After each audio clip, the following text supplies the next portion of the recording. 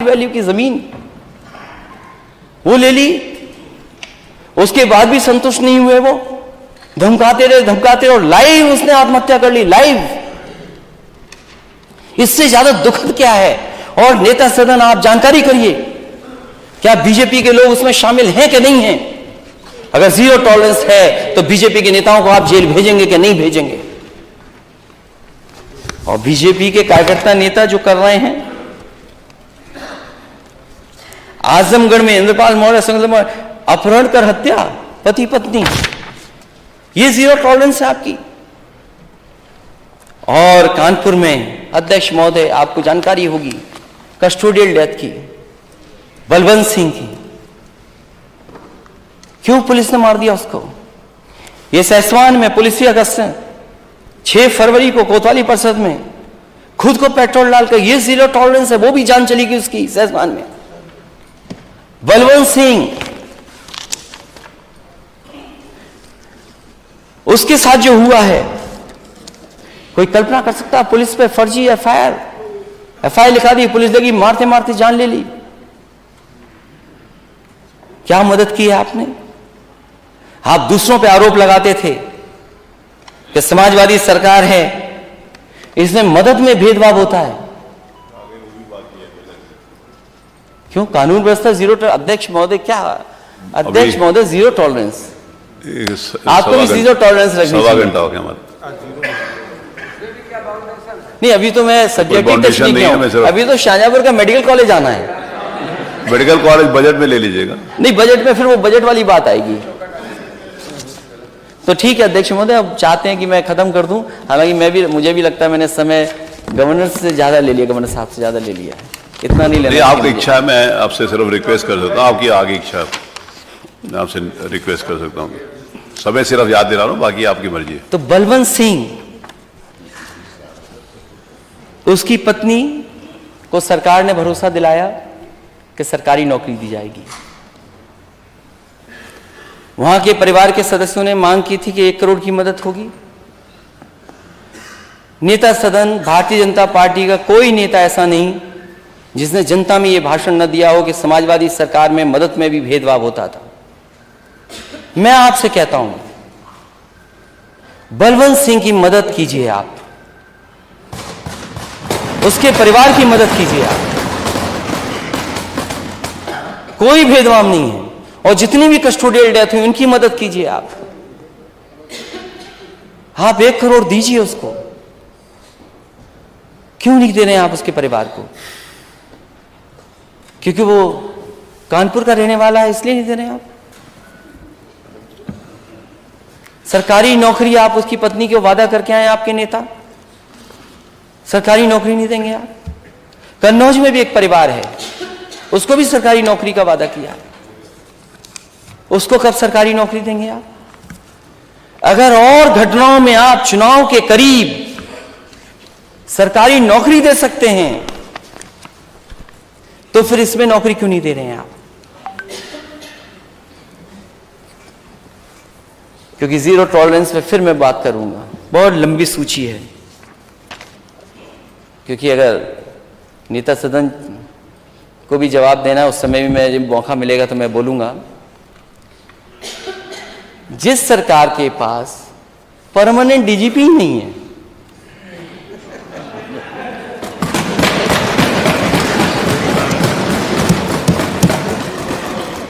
हम विपक्ष को टॉलरेट कर लेंगे थोड़ी देर के लिए। मैं नेता सदन से जानना चाहता हूं कि आप डीजीपी परमानेंट क्यों नहीं बनवा पा रहे हैं? क्या वजह है? क्योंकि वो वोटर हमारे हैं, क्योंकि वोट वो मुझे देते हैं जिताने के लिए, इसलिए?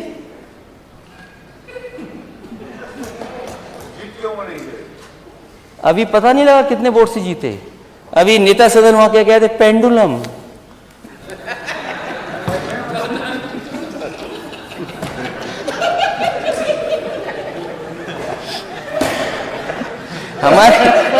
हमारे नेता सदन फिजिक्स भी जानते हैं।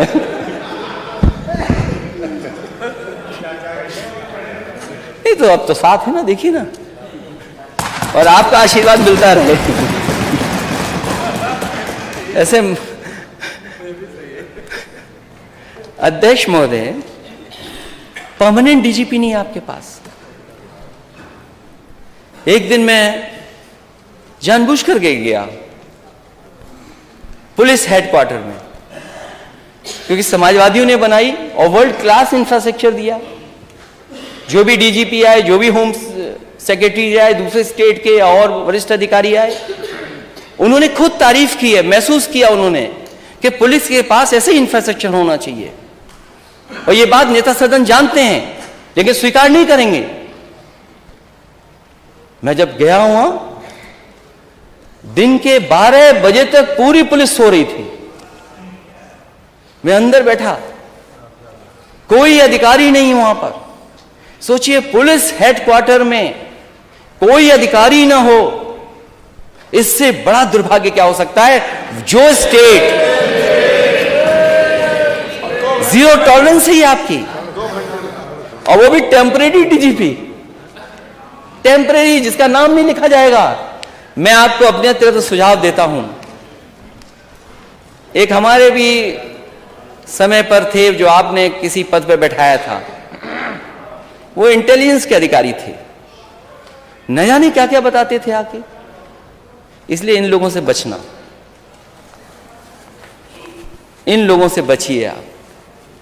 और जो नेता सदन, मुख्यमंत्री जी, आप अपना परमानेंट डीजीपी नहीं बना सकते, वो स्टेट को लॉ एंड ऑर्डर नहीं दे सकता, नहीं दे सकता लॉ एंड ऑर्डर। और वो एनसीआरबी के आंकड़े देख लीजिए, महिलाओं के खिलाफ क्या है घटनाएं हैं।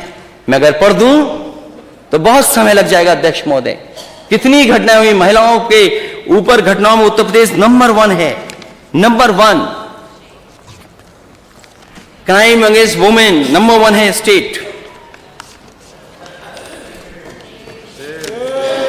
और ये कोई आंकड़े हमारे नहीं हैं, ये हमारे आंकड़े नहीं हैं, एनसीआरबी के आंकड़े जो आप आंकड़े देते हैं। आप स्टेट कहां खड़ा है,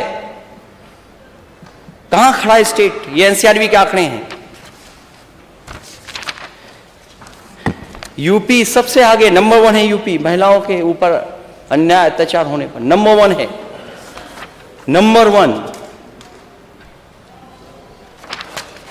और घटनाओं में, रेप में नंबर 3 पर है। यूपी में 3 साल में दर्ज क्राइम नंबर 1 है। हम लोग कहां खड़े हैं, हम लोग महिला अपराध में। यूपी में रोज 153 महिलाओं से होती हिंसा, रेप, छेड़खानी, पिटाई, एनसीआरबी के आंकड़े बता रहे हैं, ये हम नहीं बता रहे हैं। और ये एनसीआरबी के वही आंकड़े हैं जो आपकी तरफ से जाते हैं, कोई विपक्ष नहीं भेजता ये आंकड़े। और एनसीआरबी के आंकड़े देख करके आपको खुद दुख होता होगा।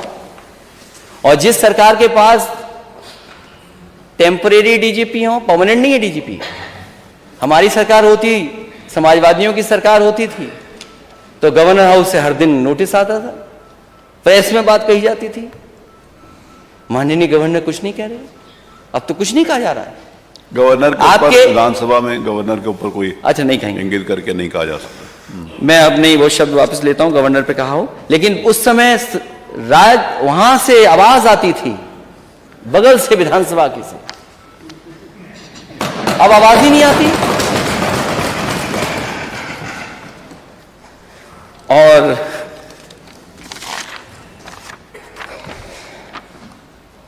मेडिकल कॉलेज शाहजहांपुर का, मंच पे आप भी थे, उस समय के स्वास्थ्य मंत्री वो भी थे। पहला मेडिकल कॉलेज का दिल्ली और उत्तर प्रदेश सरकार का शिलान्यास हुआ था उस समय।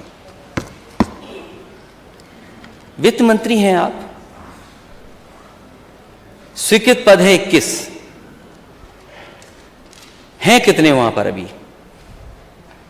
असिस्टेंट प्रोफेसर स्वीकृत पद कितने हैं कहां, कितने हैं वहां पर? एडिशनल प्रोफेसर स्वीकृत पद कितने हैं कितने वहां पर? Junior resident, tutor, PG, non PG, स्वीकृत पद 72 और हैं कितने? 60। प्रोफेसर 21 हैं कितने? 9। असिस्टेंट प्रोफेसर 31 हैं कितने? 6। एडिशनल प्रोफेसर 33 हैं कितने? सीनियर रेजिडेंट 36, 18 हैं। अगर वित्त मंत्री के अपने क्षेत्र में यह हालत है मेडिकल कॉलेज की, जहां एमआरआई और मशीनें नहीं उपलब्ध, बजट क्या पर्याप्त है, तो सोचो प्रदेश के और मेडिकल कॉलेजों का हाल क्या होगा।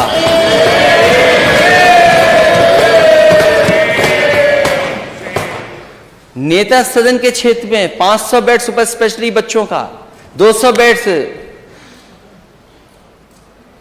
उसके लिए बजट, और जो टीचर्स प्रोफेसर्स की पुरानी मांग रही कि उनको सुविधाएं मिलनी चाहिए पीजीआई जैसी, आप कितने मेडिकल कॉलेजेस को दे रहे हैं।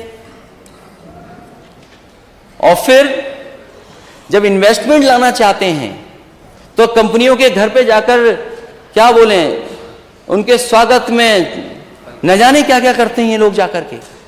और मुझे याद है सुपर स्पेशलिटी हॉस्पिटल के लिए शाहपुर जी पालन जी देश की one of the best company है कंस्ट्रक्शन, मेडिकल कॉलेज के एक सुपर स्पेशलिटी हॉस्पिटल बना रही थी। उस कंपनी का 1 साल बजट नहीं, 2 साल नहीं, 3 साल बजट ही नहीं दिया, वो कंपनी भाग गई। मैंने पूछा आखिरकार कंपनी क्यों चली गई, कितने दिन इंतजार करते। शाहपुर जी पालन जी कौन कंपनी है, आपने बजट नहीं दिया। आप ठेके में सेटिंग कराते हैं कि अपने लोगों को ठेका दिया जाएगा। सैफई मेडिकल कॉलेज यूनिवर्सिटी, और उसके चांसलर मुख्यमंत्री हैं। मुख्यमंत्री जी अपनी यूनिवर्सिटी, अपना चांसलर बनने के लिए जल्दी बन गई यूनिवर्सिटी। बलिया की पूर्व प्रधानमंत्री चंद्रशेखर जी के नाम पर यूनिवर्सिटी क्यों नहीं बन रही है, उसको बजट क्यों नहीं दिया आपने। पूर्व प्रधानमंत्री अटल बिहारी वाजपेयी जी की यूनिवर्सिटी, मेडिकल यूनिवर्सिटी यहीं बननी थी। अभी भी हो सकता है लोहिया इंस्टीट्यूट के किस फ्लोर पर चल रही हो यूनिवर्सिटी, वो क्यों नहीं दिया आपने। आपके बगल में कैंसर इंस्टीट्यूट बना है, यहां जितने माननीय सदस्य बैठे हैं ये कभी ना कभी हर दिन या क्षेत्र में जाते होंगे, महसूस करते होंगे कि कैंसर बीमारी किस तरीके से फैल रही है। हालांकि मैं अपने मंत्री हमारे साथ रहे, मैं बोला नहीं उनसे। कल पॉल्यूशन की बात आई तो हमारे वो डॉक्टर हैं, वो बोले पॉल्यूशन से होता ही नहीं है कैंसर। अब उनकी स्टडी होगी किस तरीके से कैंसर फैल रहा है, और आप नेता सदन खुद दस्तखत करते होंगे न जाने कितनों की मदद के लिए। बताओ कैंसर बीमारी में सबसे ज्यादा पैसे आप दे रहे हैं कि नहीं दे रहे हैं। और यहां जो कैंसर इंस्टीट्यूट बनी थी उस पर नाम तो आपने बदल दिया, हमें कोई शिकायत नहीं उस पर। कल्याण सिंह जी के नाम पर बनाई आपने यूनिवर्सिटी, वो कैंसर इंस्टीट्यूट कर दिया। लेकिन क्यों उसके लिए आज तक कोई पैसा नहीं दे रहे हैं आप, बजट क्यों नहीं दे रहे हैं आप। कैंसर इंस्टीट्यूट के लिए नहीं, कोई मान्य सदस्य जितने बैठे हैं वो लोग उनके क्षेत्र में हैं कैंसर से पीड़ित के नहीं है। कहां जाते हैं इलाज के लिए, सोचिए।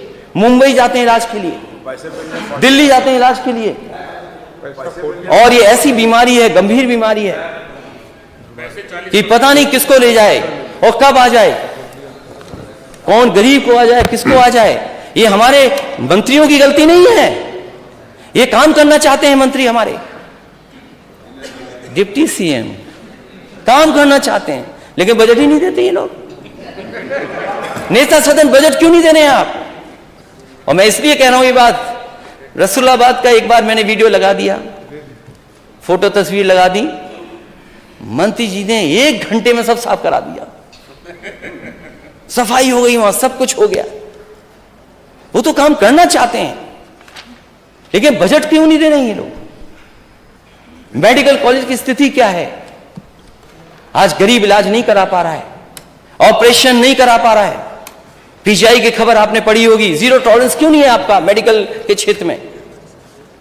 4 दिन भटकती रही महिला, बाद में जान चली गई।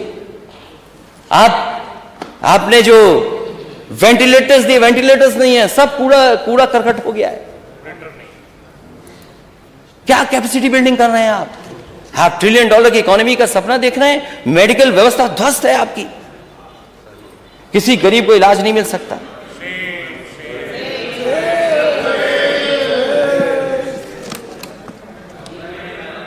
चलिए धन्यवाद।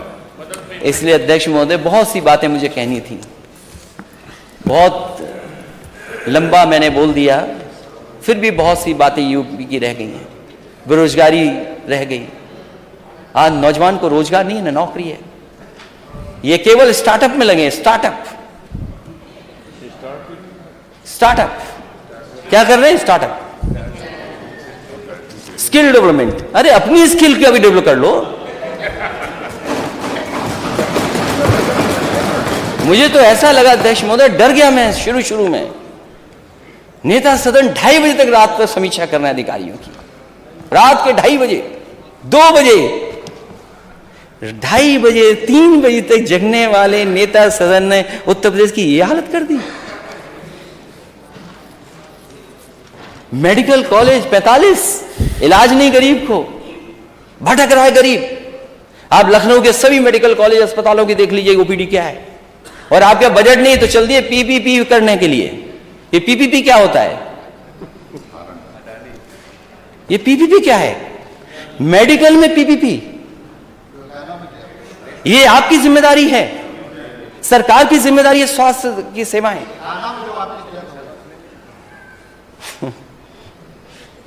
नेता सदन, मैं आपके खेल के बारे में नहीं कुछ बोलना चाहता। देखिए एक आना याद आ रहा उनको, फिर हो जाए मैच एक दिन एक आना में ही क्रिकेट का। नेता सदन देखें कितने टप्पे के बाद बॉल पे बैट मारते हैं।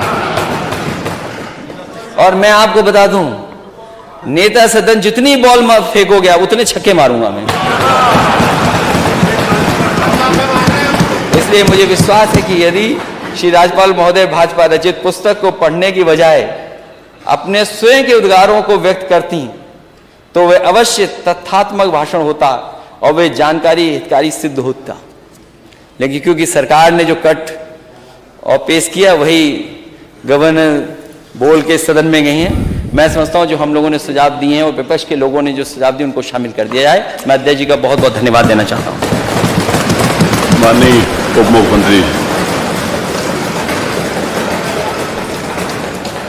अध्यक्ष महोदय,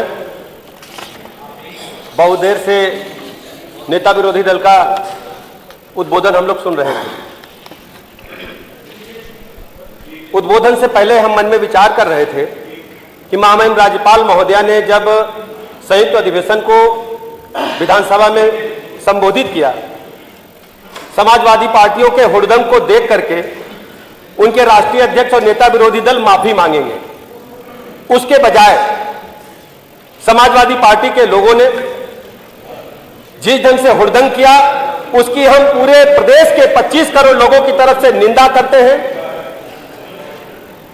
और समाजवादी पार्टी के मुखिया को इस बात को बताना चाहते हैं, उन्होंने जो बातें अभी कही हैं वो लॉबी में बैठ करके सुनेंगे और रिकॉर्डिंग 10 बार सुनेंगे, क्योंकि सच्चाई सिर चढ़ करके बोलती है। जो भी बोल करके गए हैं नेता विरोधी दल, वो असत्य का पुलिंदा है, कहीं कोई तथ्य से मतलब उनको नहीं है।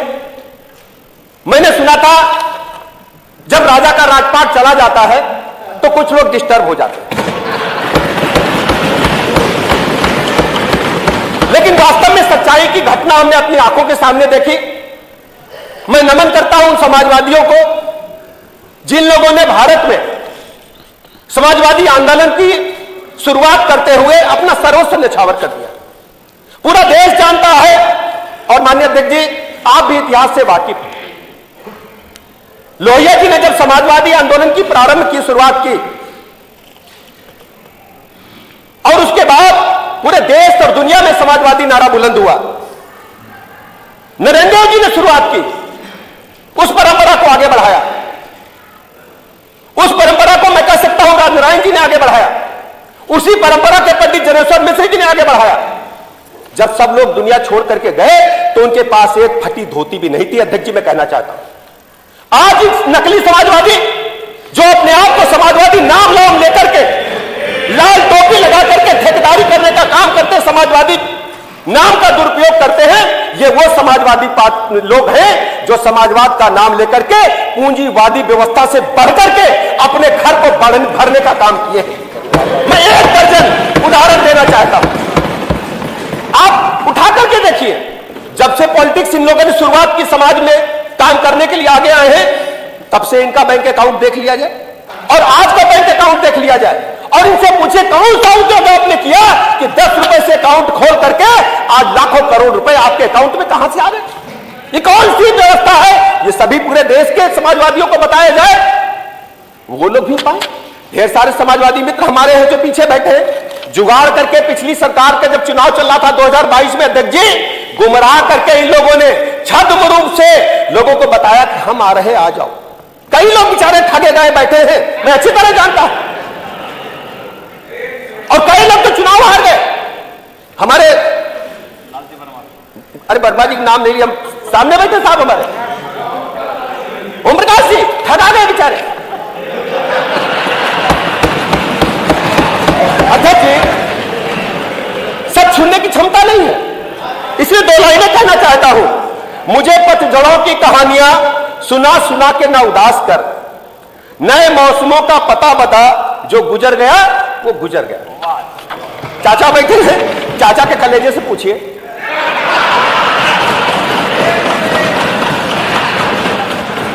हमने कभी समाजवाद को इस प्रकार से नहीं देखा है। समाजवाद का मतलब होता है कि जो तन पे एक कपड़ा है वो भी ना हो तो चलेगा, आधा कपड़ा हो, एक रोटी मिले तो 4 लोग खा ले। हमने कभी नहीं सुना था कि चाचा का ही पत्ता साफ। चाचा हमारे परिवार की अच्छी तरह जानते हैं, मैं इनकी पीड़ा समझता हूं। मजबूरी में आ गए। नेता विरोधी दल के बारे में कहना चाहता हूं, बेचारे सज्जन आदमी जो आसपास लोग हैं गुमराह कर देते हैं। अब इतना कागज उनको दे दिया, इतना कागज कभी पहले कभी नहीं देखा होगा।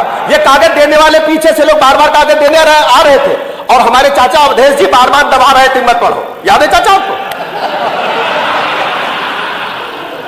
अवधेश जी हमारे चाचा हैं, और ये समझा रहे थे कि ज्यादा झूठ मत बोलो, सत्य मत बोलो।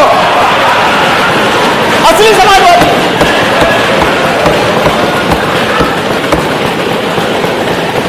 पीछे से कागज आया तो चाचा ने कहा ठीक है, इसको किनारे रख दो।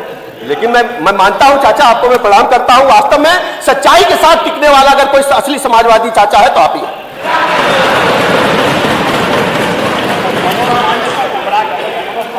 नहीं, मनोज पांडे भी जानते हैं बेचारे, कई लोग हैं, अब हम नाम नहीं लेंगे, सभी हमारे मित्र भाई। लेकिन मैं मित्रता के आधार पर कहता हूं, कोई बात हो भैया बताना, हम हमेशा साथ हैं। थाना, पुलिस, कचहरी, अस्पताल हमारी जिम्मेदारी है, ठीक है ना? नहीं, डॉक्टर साहब भी देखिए जानते हैं कि सच्चाई क्या है, और डॉक्टर साहब वैसे भी होम्योपैथिक दवा देते हैं।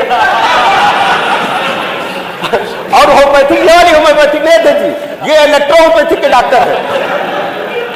जो अर्क निकलता है वनस्पतियों से, उसकी दवा देते हैं, सीधे फायदा करती है। मैं चर्चा करना चाहूंगा जी ग्लोबल इन्वेस्टर समिट के बारे में। ग्लोबल इन्वेस्टर समिट के लिए जब दुनिया के दूसरे राष्ट्रों में हम लोग गए तो वहां का नजारा हमने देखा। उत्तर प्रदेश के बारे में लोग तहे दिल से इंतजार कर रहे थे कि उत्तर प्रदेश से टीम आए और हम लोग मिले। राजदूत ने जब हम लोगों को एयरपोर्ट पर लिया, और उसके बाद पूरे उद्योगपतियों में इस बात की खुशी थी, भारत से कोई राज्य ऐसा है जो हमें बात करने के लिए आया है। मैं बधाई देना चाहता हूं सदन के माध्यम से अपने सभी राजदूतों को। उन्होंने दुनिया के सभी राष्ट्रों में जहां जहां हमारी टीम गई, वहां के उद्योगपतियों से बात करके एक माहौल बना रखा था। रोड शो के लिए पूरी तैयारी थी। हमारी पहले 1-to-1 मीटिंगें हुई, इसके बाद रोड शोज हुए, और बड़े अच्छे माहौल में उनका मानना था कि उत्तर प्रदेश में यदि हमें निवेश करने का अवसर मिलेगा तो यहां एक सुरक्षा की गारंटी है। दूसरा, अध्यक्ष जी, यहां पर 25 करोड़ लोग रहते हैं। 25 करोड़ लोग अगर तय कर लें कि हम XYZ नाम की कॉफी को पिएंगे, तो वो उद्योगपति उत्तर प्रदेश आकर के उद्योगपति कहलाने लगेगा, उनका इन्वेस्टमेंट से फायदा होगा। यही कारण है कि उत्तर प्रदेश में सुरक्षित माहौल देख करके दुनिया के बड़े बड़े उद्योगपति इन्वेस्टर समिट में शामिल हुए और हमारे रोड शो में शामिल हुए। और जब इसका आगाज उत्तर प्रदेश की राजधानी लखनऊ में हुआ तो एक उत्सव का माहौल था। आदरणीय प्रधानमंत्री नरेंद्र मोदी जी ने जब आगाज किया, पूरी दुनिया नजारा देख रही थी। हजारों कॉल्स हमारे पास आए, पत्र आए, हमारे कार्यालय में प्राप्त हुए हैं, क्योंकि उत्तर प्रदेश के बारे में हमने कभी सोचा ही नहीं था कि उत्तर प्रदेश के बारे में क्या लोग जानते थे। समाजवादी पार्टी के शासनकाल में गुंडे, लुच्चे, लफंगे, बहु बेटी की इज्जत आबरू लूटने वाले, प्लाट मकान दुकान कब्जा करने वाले, उत्तर प्रदेश में दिन भर की बिक्री को शाम को घर ले जाने वाले व्यवसायी रोते थे। किसान रोते थे, चारों तरफ हाहाकार मचा हुआ था। तो आज उत्तर प्रदेश में मैं अध्यक्ष जी आपके माध्यम से बताना चाहता हूं, लगभग 33,50,00,000 करोड़ रुपए के एमओयू साइन हुए। और मैं धरातल पर उतारने के लिए इस बेहद जिम्मेदारी के साथ कहता हूं, जब पिछली बार हमारा इन्वेस्टर समिट हुआ उसमें 4 लाख करोड़ से अधिक के हुए थे और उनको धरातल पर उतार करके हम लोगों ने ग्राउंड ब्रेकिंग सेरेमनी की। ग्राउंड ब्रेकिंग सेरेमनी के बाद यह महसूस हो गया, सब लोग जानते हैं कि धरातल पर वास्तव में उद्योग लगे और उत्तर प्रदेश की प्रति व्यक्ति आय आज बढ़ी है। ये आंकड़े में आप सब अच्छी तरह जानते हैं। हमारे सदस्य पंकज मलिक अभी हमने, और इसके साथ देखिए सबसे बड़ी बात क्या, 94 लाख से अधिक रोजगार से और माननीय मंत्री जी बड़ी बेहतर संख्या जानते में होंगे। और मैं नौजवानों हर को- बार इस सदन में यही कहूं अध्यक्ष महोदय, सवाल ये नहीं कि आपने भुगतान कितना किया है, सवाल ये कि बकाया कितना है। ये भुगतान बताते हैं, बकाया नहीं बताते हैं। और जो अधिकारी घुमा फिरा रहे हैं, गोल गोल घुमा रहे हैं किसानों को, उन पे कार्रवाई कब करेंगे आप? अब तो कहीं खड़ा होगा बुलडोजर, ले चलिए उसको वहां पर। उन अधिकारियों के पास क्यों नहीं ले जा रहे हैं आप? ले चलिए उनके पास, जो लूट रहे हैं, बर्बाद कर रहे हैं आपके चीनी मिलों को, उनके ऊपर क्यों नहीं चढ़ा रहे आप? अब थोड़ा लग रहा है कि उधर भी जाने वाला है। 20,000 करोड़ का किसान सिंचाई फंड, ये कहां है?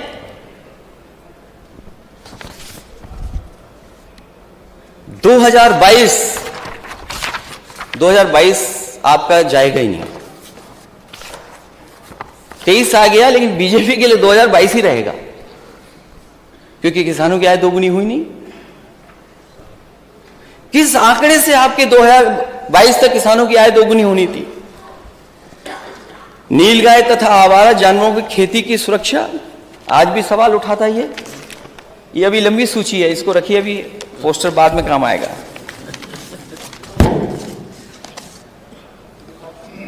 और फिर ये तो देश के प्रधानमंत्री जी ने कहा,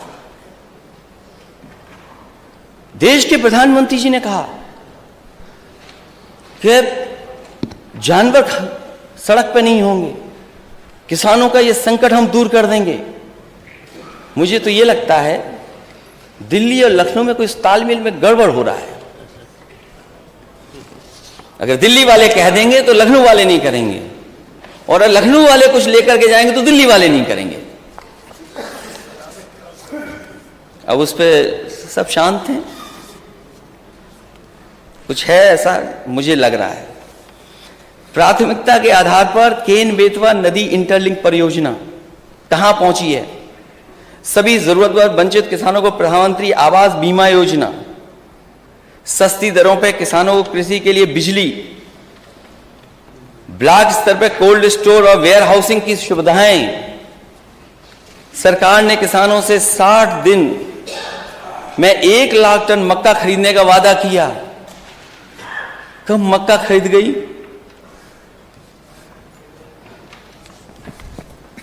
5 वर्ष में 70 लाख नौकरियों का सृजन। ये नौकरियां हैं, रोजगार नहीं है। प्रदेश में सभी उद्योगों में स्थानीय लोगों के लिए, खैर इस पक्ष में हम लोग नहीं हैं। 3 महीनों के भीतर शिक्षा मित्रों का रोजगार की समस्या का समाधान। अभी लाखों शिक्षा मित्र आए थे अपने परिवार के साथ, परीक्षाओं को नकल विहीन कराएंगे। पूरा का पूरा सेंटर नकल कर रहा है, सीसीटीवी में कैद है। प्रदेश के कॉलेजों में दाखिला लेने वाले सभी छात्रों को मुफ्त लैपटॉप। ये तो बस याद दिला रहा हूं मैं करने को नहीं कह रहा हूं, बस याद दिला रहा हूं। आप मत करिए, हम तो बस याद दिलाएंगे अध्यक्ष महोदय। प्रदेश में 10 विश्व स्तरीय विश्वविद्यालयों की स्थापना होगी। प्रदेश के कॉलेजों में दाखिला लेने वाले सभी छात्रों को प्रतिमाह 1 GB इंटरनेट दिया जाएगा। प्रत्येक जिले में इंजीनियरिंग कॉलेज या पॉलिटेक्निक की स्थापना होगी। पंडित मदन मोहन मालवीय संस्कृत महाविद्यालय की स्थापना। प्रदेश के सभी सरकारी स्कूलों में 1 शिक्षक 1 कक्षा का अनुपात सुनिश्चित किया गया। ये भी लगता प्राइमरी में स्कीम चला रहे हैं, 1 स्कूल 1 टीचर। 8000 ऐसे स्कूल हैं प्राइमरी जहां पर एक ही टीचर है जो पढ़ा रहा है। प्रदेश के हर घर में 24 घंटे बिजली। बनाई एक यूनिट नहीं, प्रदेश के हर घर में 24 घंटे बिजली, मिनी बस के माध्यम से सभी गांवों शहरों को जोड़ना, जो लोहिया ग्राम योजना चल रही थी उसको भी बंद कर दिया। प्रत्येक 4 ग्राम पंचायतों में चंद्रशेखर, खैर राष्ट्रीय निजी बैंकों, राष्ट्रीयकृत और निजी बैंकों की मदद से सरकार 2500 गांवों में बैंक शाखाएं सुनिश्चित कराएगी। मुझे याद है सबसे ज्यादा अगर ब्रांचेस किसी सरकार ने खुलवाई थी तो वो समाजवादी पार्टी थी, जिसने एक साथ इतनी ब्रांचेस खुलवाई थी। कानपुर, इलाहाबाद, आगरा, गोरखपुर और झांसी में मेट्रो सेवा शुरू करेंगे। हालांकि वो बात अध्यक्ष महोदय मैं बजट में कहूंगा, लेकिन ज्यादातर बजट वो आए हैं जिसमें कहीं ना कहीं गोरखपुर के लिए बजट दिया गया मेट्रो का। नेता सदन, यहां की मेट्रो पे तो आप बैठे होंगे उद्घाटन करने के लिए, कम से कम गोरखपुर में तो मेट्रो चलवा दो, मेरा भी निवेदन है आपसे। और हम विपक्ष के लोगों से जो आप सहयोग चाहें, एक सवाल नहीं पूछेंगे मेट्रो पे, आप मेट्रो चला दो गोरखपुर। और अपने यहां नहीं चला रहे तो प्रधानमंत्री जी क्या भी नहीं चला रहे हो, इसके लिए मैं आपको बधाई देता हूं। प्रदेश में 6 एम्स की स्थापना होगी और आपसे बेहतर कोई नहीं जानता होगा, गोरखपुर के एम्स की स्थापना के लिए समाजवादी सरकार में ही जमीन उपलब्ध कराई गई थी और यह धमकी मिली थी कि अगर जमीन नहीं देगी सरकार तो ये एम्स किसी और प्रदेश को दे दिया जाएगा। और उन व्यक्ति को नेता सदन बेहतर समझते होंगे जो जमीन दी जा रही थी, जो हाईकोर्ट में पीआईएल कराए थे, वो किन के सहयोगी समर्थक थे।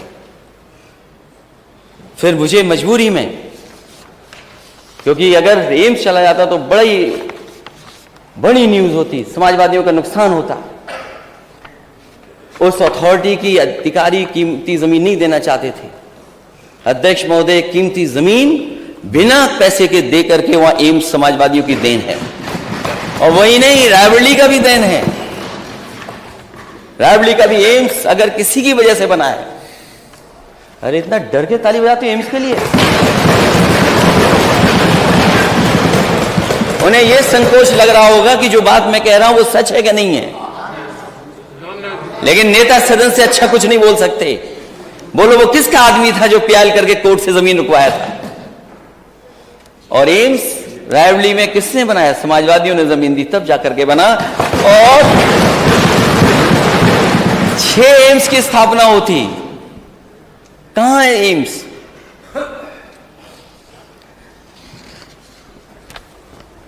ये एक पुराना डायलॉग है अध्यक्ष महोदय। सरकार की पहली कैबिनेट बैठक में 15 जून 2017 को यूपी की सड़कों को गड्ढा मुक्त बनाने के लिए फैसला ले लिया जाएगा। कौन सी सड़क आप गड्ढा मुक्त कर रहे थे? या वो सड़कें जो गड्ढा मुक्त हुई नहीं है वो दिखाई नहीं दे रही है सरकार को? सामान्य श्रेणी के गरीब लोगों के लिए आयोग की स्थापना की होगी। प्रदेश में डॉक्टरों के रिक्त पदों को भरेंगे। प्रदेश में भ्रष्टाचार के प्रति 0 टॉलरेंस की नीति अपनाएंगे। हां, नेता सदन बहुत अच्छी 0 टॉलरेंस की पॉलिसी अपनाई गई, सरकार बनते ही अपनाई गई पीडब्ल्यूडी विभाग में।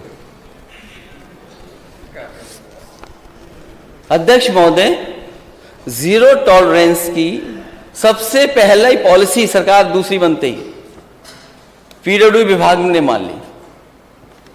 उसमें क्या आपको करना पड़ा वो आप बेहतर समझते हैं।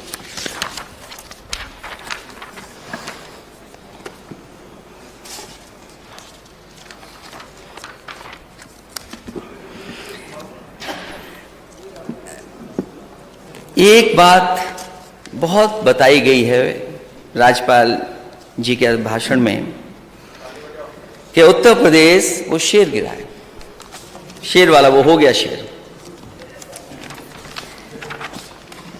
ये कहा गया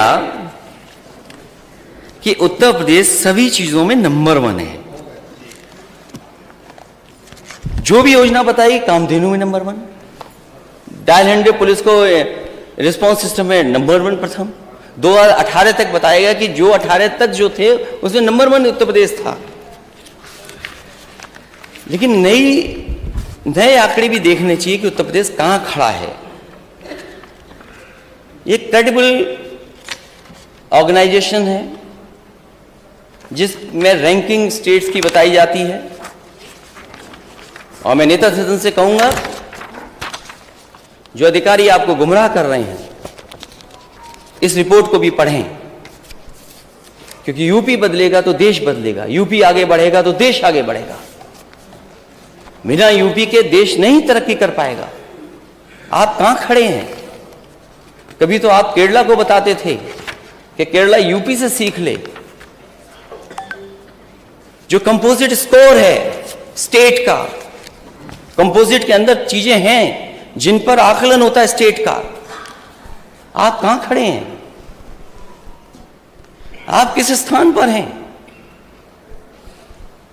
पहले पे महाराष्ट्र, दूसरे पे जहां से माननीय गवर्नर आती हैं, और हम 16वें नंबर पर, हम 16वें नंबर पे खड़े हैं।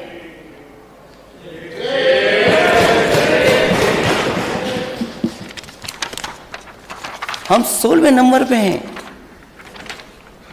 इन आंकड़ों को मानेंगे नहीं मानेंगे?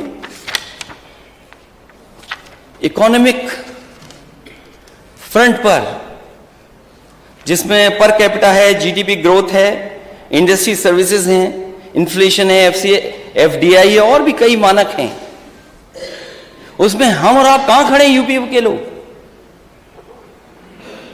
गुजरात नंबर 1 और हम नंबर 17।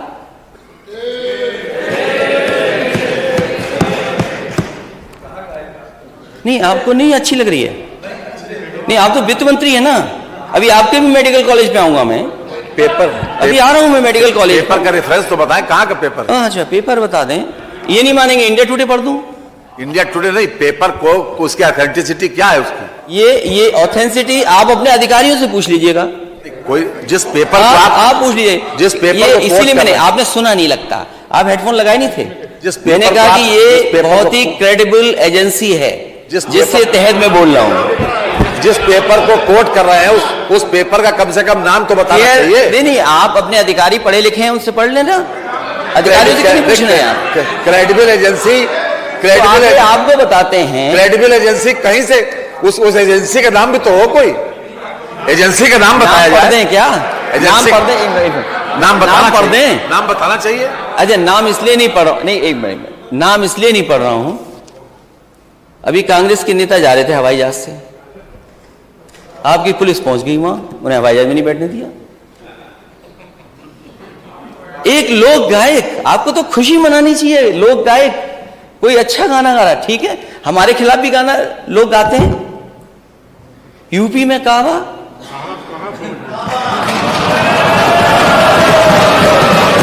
आपने नोटिस दे दिया। यकीन करो नेता सदन, अगर कोई कविता हमारे खिलाफ बनाता हम बुरा नहीं मानते। और मैं पहला शायद मुख्यमंत्री हूंगा, मैं पहला, हो सकता है अगर आपकी जानकारी में तो बता देना, जिसने अपने कार्टून की किताब छपवाई थी।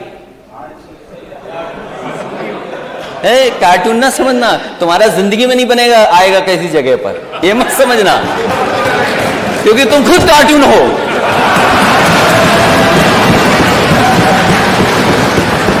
अरे कार्टून का कार्टून कैसे बनेगा? खुद ही कार्टून हो।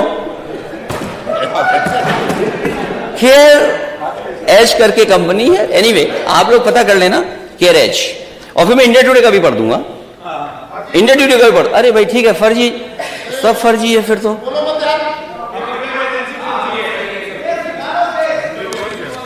अभी मैं पूछूंगा फर्जी पर। अच्छा, फर्जी था तो आपके नेता सदन क्रिकेट पे बॉल मार लिए थे, बैट मार लिए थे, वो भी फर्जी था क्या? पूरे देश ने देखा टीवी पर।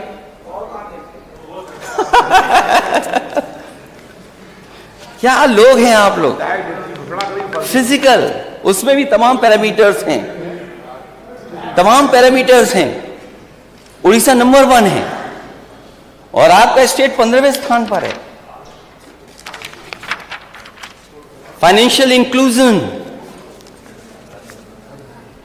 क्योंकि वित्त मंत्री जी को यह दिक्कत है कि मुख्यमंत्री जी अकेले में डांटे ना मुझे। फाइनेंशियल इंक्लूजन में आप कहां खड़े हैं? ये पर जब सदन में पढ़ा जाता है तो उसकी क्रेडिबिलिटी KRAH उसके बारे में बताया जरूर जाता है मानवर। ये सदन की अध्यक्ष महोदय मैं बता रहा हूं, अध्यक्ष जी को बता रहा हूं मैं। हाँ मालूम होना चाहिए। ठीक है, मैं बता रहा हूं, इसका टुडे पढ़ूंगा मैं। पर अगर हो तो भेज दीजिए मुझे, टेबल कर दूंगा। अध्यक्ष महोदय मैं टेबल कर दूंगा। आप धन्यवाद, आपने टेबल करने के लिए कहा। अध्यक्ष महोदय में ये जो रिपोर्ट है मैं टेबल कर दूंगा, जिससे और सदस्यों को भी मिल जाए, उनकी भी जानकारी में उसमें सहयोग करेंगे सरकार का, जिससे सरकार के अपने पैरामीटर्स ठीक हों। इसकी कोई क्रेडिबिलिटी है ही नहीं। ठीक है, मुझे बोलने तो दो। और आपकी क्रेडिबिलिटी क्या है? आपकी पॉलिटिकल क्रेडिबिलिटी क्या है? आपने कहा 5 करोड़ देंगे विधायक निधि, आपकी पॉलिटिकल क्रेडिबिलिटी क्या है? क्या है पॉलिटिकल क्रेडिबिलिटी? क्या है पॉलिटिकल क्रेडिबिलिटी आपकी? बजट देख ले, बजट हमने दिया है, दिया है बजट, क्या है पॉलिटिकल? बजट तो दिया है, बजट तो दिया है, क्या है बजट तो दिया है, क्या है? फाइनेंशियल इंक्लूजन में आप पॉलिटिकल क्रेडिबिलिटी की बात मत करो। आपने जो वादा किया 2017 का, क्या है आपकी पॉलिटिकल क्रेडिबिलिटी? आप चुनाव जीत जाओ, लेकिन पॉलिटिकल क्रेडिबिलिटी नहीं है आपकी। आप चुनाव जीत सकते हो, लेकिन पॉलिटिकल क्रेडिबिलिटी नहीं है। डेवलपमेंट की क्या क्रेडिबिलिटी है बताओ? कहां है आपका 20,000 फंड किसान के लिए? आपने कहां आलू खरीदा है बताओ? आप कहां आलू खरीदा आपने? 1 किलो आलू खरीदा तो बताइए। क्योंकि हमको इंगित करके बात कही जा रही है, जवाब देना जरूरी है बारे में। बोलिए, जवाब दीजिए। माननीय अध्यक्ष जी, ये इस सदन की हमने नहीं, जो हमारा संकल्प पत्र है माननीय, पहले भी संकल्प पत्र के हमने 98% वादे पूरे किए, 98%, और ये इस बार में आया। और इस बार भी जितने वादे किए 130 वादे किए, उसमें से 110 वादों पर काम किया है माननीय। कल बाकायदा इस पर प्रेस किया गया था। यह है क्रेडिबिलिटी।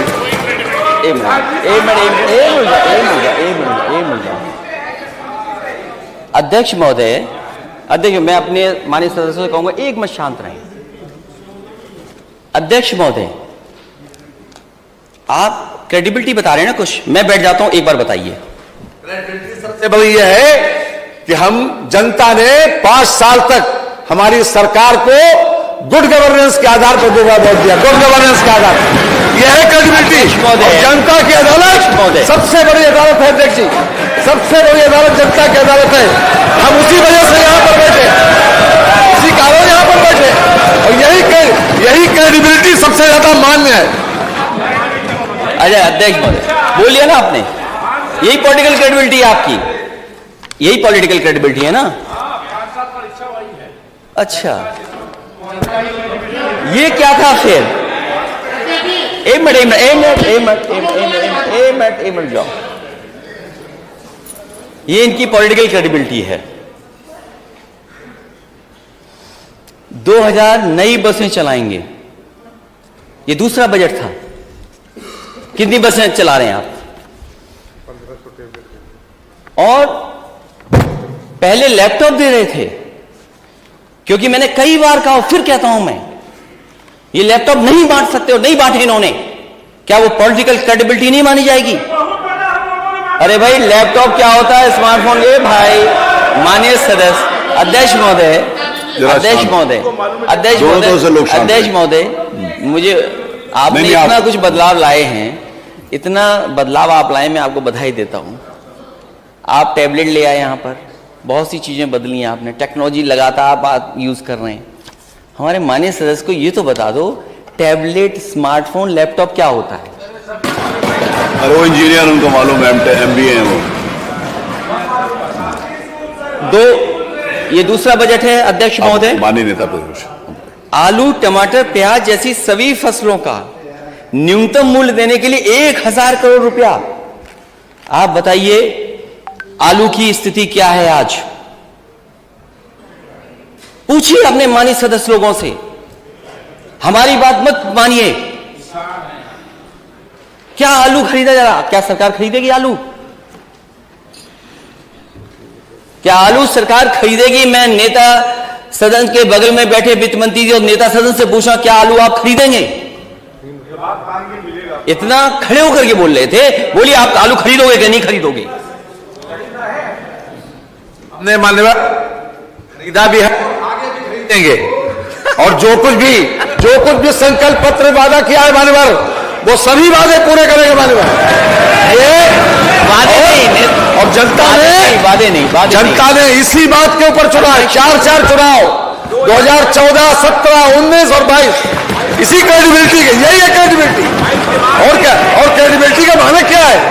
यही क्रेडिबिलिटी का मानक है।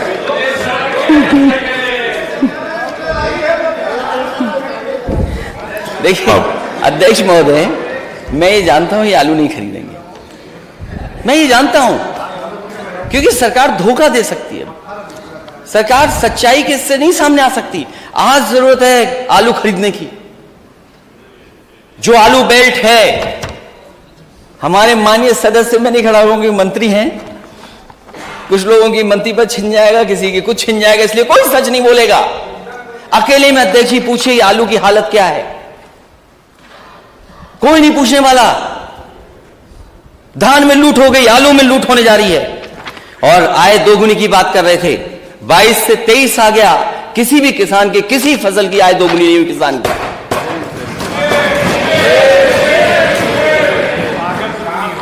और लागत का हिसाब किताब लगाइए, ये डीजल पेट्रोल अगर महंगा हुआ है तो केवल डीजल पेट्रोल नहीं महंगा हुआ है, डीजल पेट्रोल के साथ साथ हर चीज महंगी हो गई, ट्रांसपोर्टेशन महंगा हो गया। और ट्रांसपोर्टेशन महंगे का मतलब है हर चीज महंगी हो गई। एक महीने में बताइए आपने कितना डीजल पेट्रोल महंगा किया है, वो नहीं बताएंगे आप।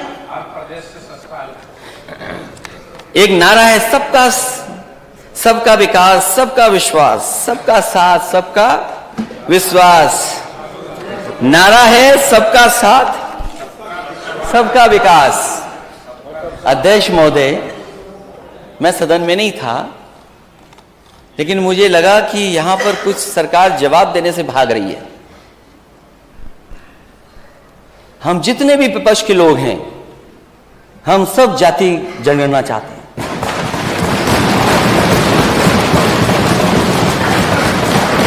अध्यक्ष महोदय, हम जाति जनगणना चाहते हैं, और बिना जाति जनगणना के ये नारा आपका अधूरा है। सबका साथ कैसे होगा जब हमें और आपको नहीं पता कि हम कितने हैं आबादी में?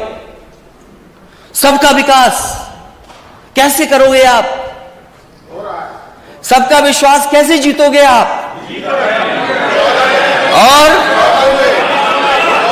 और जब तक सबका प्रयास नहीं होगा, ये प्रदेश आगे नहीं बढ़ेगा। मैं जाति जनगणना पर वैसे तो आजकल वो नेता हम लोगों से दूर हो गए हैं। कोई बात नहीं, बोलने दो, वो नींद आ जाएगी अगर नहीं टोकेंगे तो। बोलते रहने दो ना, कुछ तो ठीक है, नहीं तो ये कुछ और करने लगे अध्यक्ष महोदय, फिर आपको डांटना पड़ेगा। किस पार्टी के नेता हैं आप? ना पार्टी का नाम तो पढ़ लूं मैं।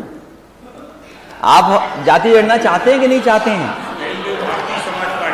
नहीं, जाति जनगणना चाहते हैं कि नहीं? हम जातिवाद जनगणना चाहते हैं, लेकिन आपने उधर से भगा दिया हमको अपने साथ से।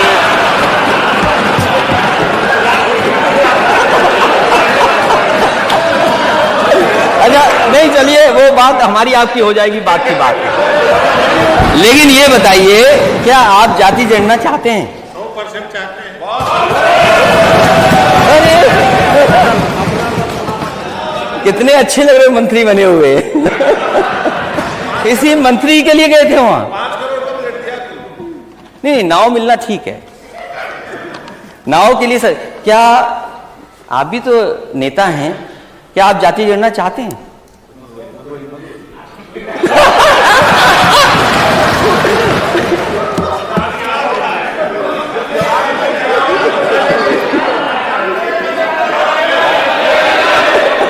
आपस में बात नहीं करें, मेरे से माने नहीं था, मेरे कौन से बोलने करेंगे? आप लोग आपस में बात करेंगे तो फिर मेरा है बैठना मुश्किल है। बैठिए माननीय मंत्री जी, मेरे से बात क्या आप, अरे डॉक्टर संजय जी, अरे आप बैठिए माननीय मंत्री डॉक्टर संजय जी, अरे उनका ऐसे जवाब देने लगेगा तो मेरा काम क्या? मेरा काम आप जवाब आ जाने दो तो अच्छा लगेगा। बाद में जब उनका मौका आएगा तब देंगे। संगति दूर होनी चाहिए। जो जी। लोगों ने विसंगति पैदा कर रखी है कि हमें लटका रखा है, न हम पिछड़े में हैं, न अनुसूचित में हैं, जब इनके पावर नहीं है। आप बैठिए माननीय मंत्री जी, आप बैठिए, आप बैठिए। अरे कौन के चक्कर में फंस रहे हैं? बैठिए, अरे बैठिए, अरे आप बैठिए, आप माननीय मंत्री जी बैठिए प्लीज। अरे मैंने नेता प्रतिपक्ष को बुलाया, आपको नहीं बुलाया। आपका मौका आएगा तब बोलिएगा। अध्यक्ष महोदय, अरे बैठिए मंत्री जी। अध्यक्ष महोदय, मैं जानता हूं वो समर्थन कर रहे हैं दिल से, वो साथ हो सकते हैं, लेकिन दिल से हम लोगों के साथ ही हैं। दिल पे क्या गुजर रही है वो बेहतर समझते हैं। और क्योंकि हम दोनों इंजीनियर हैं तो इंजीनियर बात को अच्छी तरह समझते हैं। मुझे लगता है अपना दल भी यही चाहता है। अरे फिर आप खड़े हो गए। बैठिए माननीय मंत्री जी, बैठिए, जब आपका मौका आएगा तब बैठिए। नहीं अध्यक्ष महोदय, ये बात तो अरे आप देखिए, आप बोल रहे हो, कोई बीच में ना खड़ा, ये मेरी जिम्मेवारी है। ठीक है, लेकिन मैं अपने लिए समर्थन तो जुटा सकता हूँ। नहीं, आप बाद में जुटाइएगा तो अपनी बात।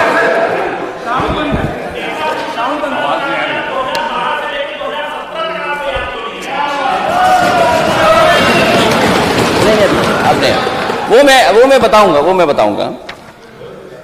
और कोई दल बचा है? हमारे साथी सहयोगी दल आरएलडी, हम और आप तो एक ही हैं? नहीं, कांग्रेस ने तो किया ही नहीं। वो जो माननीय आशीष जी ने जो सवाल पूछा उसमें मैं बोलूंगा। हमारी पार्टी की माननीय सदस्य हैं और उनका एक अपना दल है, उनकी माताजी राष्ट्रीय अध्यक्ष हैं।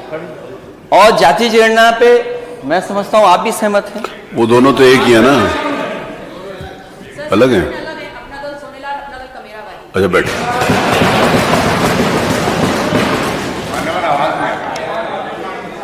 तो अब क्या दिक्कत है नेता सदन?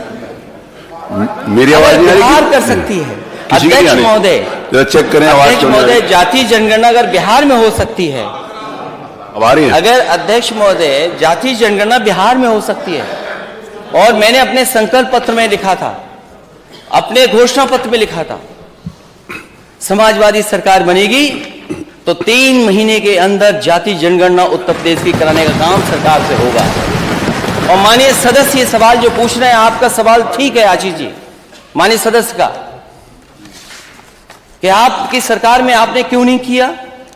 मुझे याद है मैं लोकसभा में था उस समय अध्यक्ष महोदय,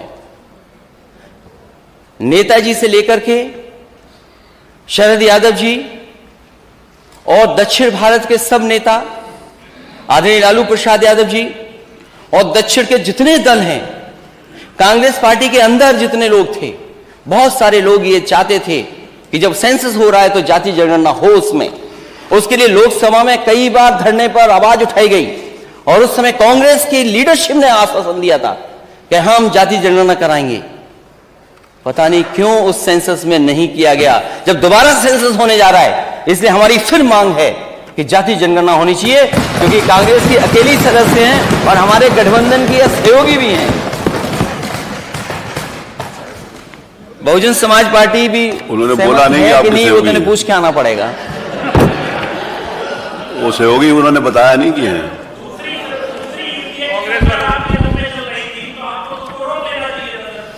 उन्होंने आश्वासन दिया था प्रधानमंत्री, अरे आपस में प्रधानमंत्री और बात सभी लोगों ने, कांग्रेस आपस के में। वरिष्ठ नेताओं ने माननीय नेता आश्वासन दिया था, जी। हमने आश्वासन पर भरोसा कर लिया। इसलिए समाजवादी पार्टी इस पक्ष में है और बहुत सारे दल इस पक्ष में है और उत्तर प्रदेश की जनता चाहती है कि जाति जनगणना हो। आखिरकार सरकार पीछे क्यों हट रही है? और अगर आप जाति जनगणना के खिलाफ हैं तो आउटसोर्स व्यवस्था के खिलाफ क्यों नहीं है? आप प्राइवेटाइजेशन के खिलाफ क्यों नहीं है? अगर आप आउटसोर्स के खिलाफ नहीं हैं, आप प्राइवेटाइजेशन के खिलाफ नहीं हैं, तो आखिरकार आप जाति जनगणना के खिलाफ क्यों हैं? और नेता सदन ने कई बार प्रेजेंटेशन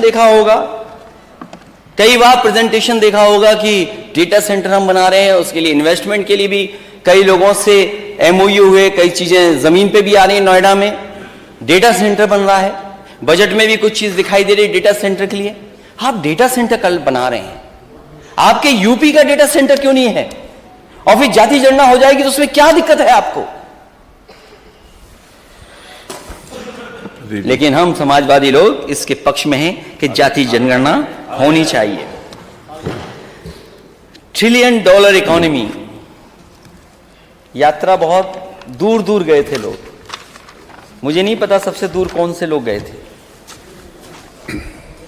सबसे दूर कौन गया था? कई घंटों की हवाई यात्रा से गए थे लोग। कई देश होकर के आए हैं, कई देश होकर के आए हैं। $1 ट्रिलियन इकोनॉमी की बात आज भाषण में आई है। 1 साल तो चला गया, अब 4 साल बचे। दिल्ली की सरकार कुछ सहयोग नहीं कर रही है जितना करना चाहिए। और अगर दिल्ली की सरकार ने सहयोग किया होता तो आप न जाने कहां और पहुंच गए होते। आपने क्या कदम उठाए $1 ट्रिलियन इकोनॉमी के लिए? और किस किस देश गए थे आप? कई देश होकर के आए हैं आप।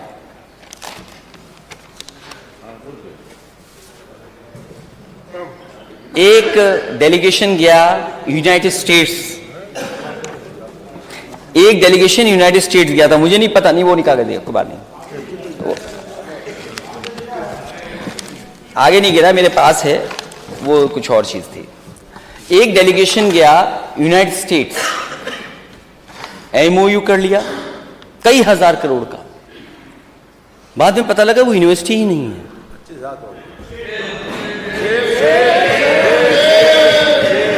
नेता सदन, इनकी क्लास लीजिए आप। कौन गया था वहां यूएस? नेता सदन कौन गया था? कौन यूएस गया था?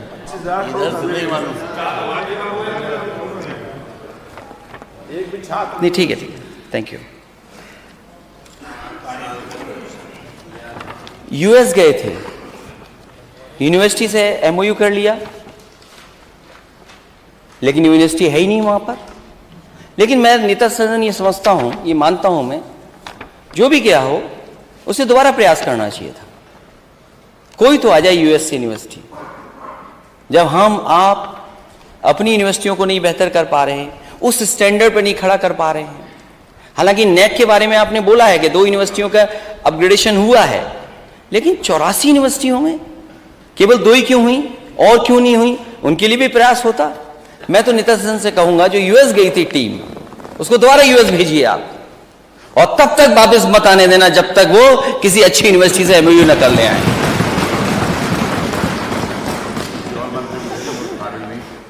नहीं, वो कुछ है उसमें काबिल। कभी कभी गलती हो जाती है, क्योंकि अध्यक्ष महोदय, बीजेपी का बहुत फंडामेंटल क्लियर था कि कोई भी सूट और टाई पहने, बस उससे एमओयू करा लो।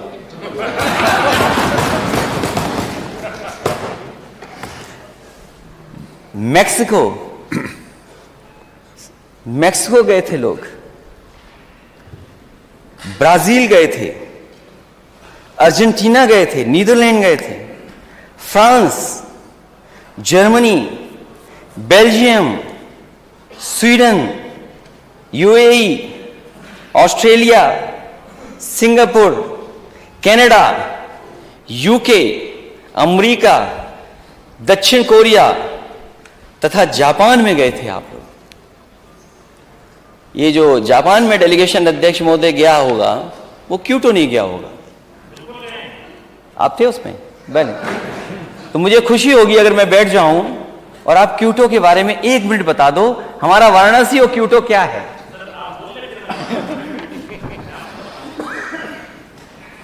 हमारा वाराणसी क्योटो बन रहा था। अच्छा है, कोई तो क्यूटो हो आया, हम तो यही देखना चाहते थे क्यूटो। जो पहला आपका इन्वेस्टमेंट मीट हुई थी, आप मेला मत लगाइए। मेरा नेता सदन से यही, आप मेला मत लगाइए। आप मेला लगाते हैं। आप इन सब मंत्रियों को हमने कहा जाइए मेला घुमाइए, घूम के आ गए, और आप क्यों नहीं जा पाए? मैंने अखबारों में पढ़ा था, हो सकता है वो अखबार गलत लिख रहा हो, आप कोई ठंडी जगह जाना चाहते थे, बहुत ठंडी जगह जाना चाहते थे। नेता सदन ना जाएं। मैं आपसे ये कह रहा हूं, आपके कितने भी मंत्री चले जाएं, कोई भरोसा नहीं करेगा, कोई क्रेडिबिलिटी नहीं है जब तक नेता सदन की क्रेडिबिलिटी नहीं होगी।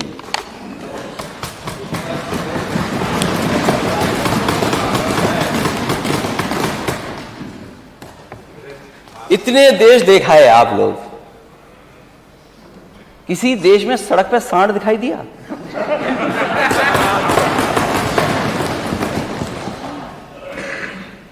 अमेरिका गए थे हमारे वित्त मंत्री जी, क्या सांड दिखाई दिया वहां पे?